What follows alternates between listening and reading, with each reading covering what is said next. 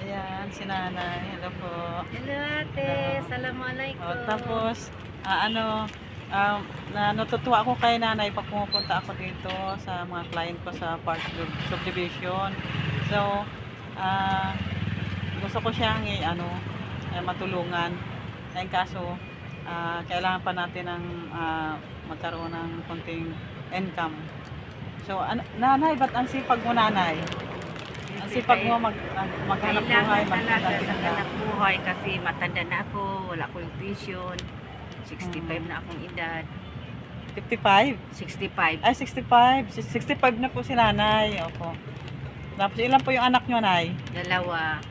Dalawa. Tapos, may trabaho po May ba mga sila? asawa na, may mga pamilya na, May asawa po sila? mga asawa. Ay, may hanap buhay po sila? Yung mister nyo po? Usay, Anong- construction lang. anong trabaho? Usay may trabaho, usay wala.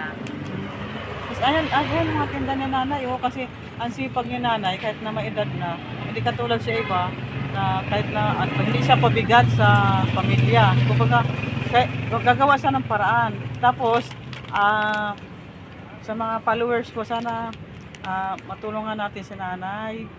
So, kaya ko po ina-upload to para matulungan siya. Kasi, ang sipag ni nanay, kahit na may edad na siya, senior, kahit na may sakit siya sa tuhod.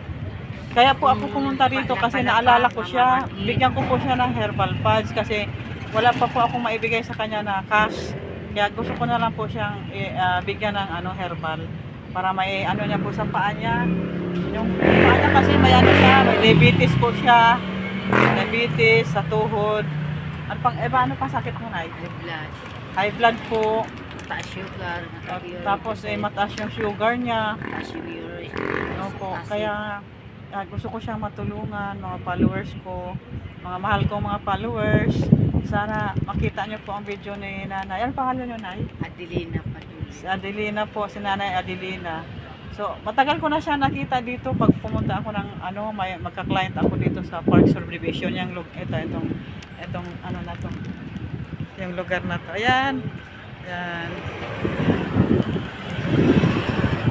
Ayan na si nanay. Ayan mga tinda niya.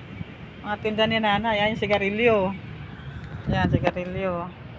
Doon pa. Tapos, ayan. Diyan na hawakan mo, nay. Kasi di ba, ayan, kulang-kulang yung paninda niya. Kaya kailangan daw po niya puhunan. Tapos, na 6 daw po siya para na makapuhunan.